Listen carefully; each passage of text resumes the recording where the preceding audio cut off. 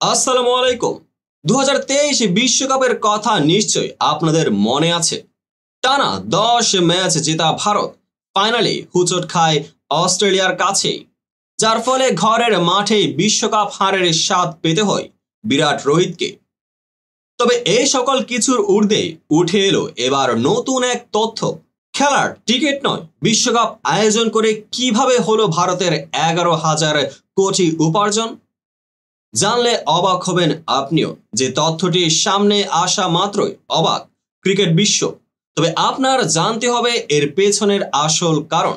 জানতে দেখতে থাকুন সম্পূর্ণ ভিডিওটি।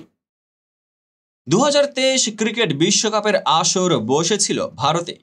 টানা 10 ম্যাচ জিতেই ভারত ওঠে ফাইনালে, কিন্তু অস্ট্রেলিয়ার কাছে হেরে রানার্স আপ হন রোহিত শর্মারা। গোটা দেশবাসী ভেঙে পড়েছিল। চলতি বছর ক্যারিবিয়ান দ্বীপপুঞ্জে টি-20 বিশ্বকাপ জিতেই সেই ক্ষতে কিছুটা প্রলেপ পড়েছে। এদিকে আইসিসি জানিয়েছে 2023 বিশ্বকাপের সময় ভারত আর্থিক দিক থেকে প্রচুর লাভবান হয়েছে। অন্তত 11,637 কোটি টাকা ভারত আয় করেছে পর্যটন থেকে। বিশ্বকাপ উপলক্ষে বিদেশ থেকে প্রচুর সমর্থক প্রিয় দলকে সমর্থন জানাতে ভারতে এসেছিলেন। শুধু তাই নয়, ভারতের সমর্থকরা প্রিয় দলের খেলা দেখতে নানা শহরে ভিড় জমিয়েছিলেন। অক্টোবর নভেম্বরে ভারতে বসেছিল বিশ্বকাপের আসর। পর্যটনে এর আগে আইসিসি প্রতিযোগিতায় কোনো দেশ এত টাকা লাভ করেনি। আইসিসির চিফ এক্সিকিউটিভ জিওফ এলার্ডিস বলেছেন, ভারত বিশ্বকাপে অন্তত 11 কোটিরও বেশি টাকা রোজগার করেছে পর্যটন ব্যবসা থেকে, যা বিশ্বকাপ থেকে ভারতের রোজগারের প্রায় 37%। তবে পুরো লাভের অঙ্কটা আইসিসি প্রকাশ করেনি।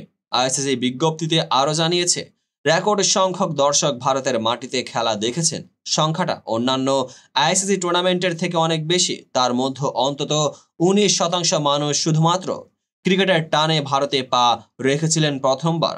এমনকি বিশ্বকাপের স্থায়ী ও অস্থায়ী হিসেবে অন্তত 48,000 কর্মসংস্থান হয়েছে ভারতে, বিজ্ঞপ্তিতে জানিয়েছে আইসিসি। তো বন্ধুরা, বিষয়টি আপনাদের কার কেমন লেগেছে অবশ্যই কমেন্ট বক্সে জানাতে ভুলবেন না। আর চ্যানেলটিকে সাবস্ক্রাইব এবং পেজটিকে ফলো করে পাশেই থাকবেন, যাতে পরবর্তী ভিডিওর সকল নোটিফিকেশন সরাসরি পেয়ে যান। দেখা হবে পরবর্তী ভিডিওতে।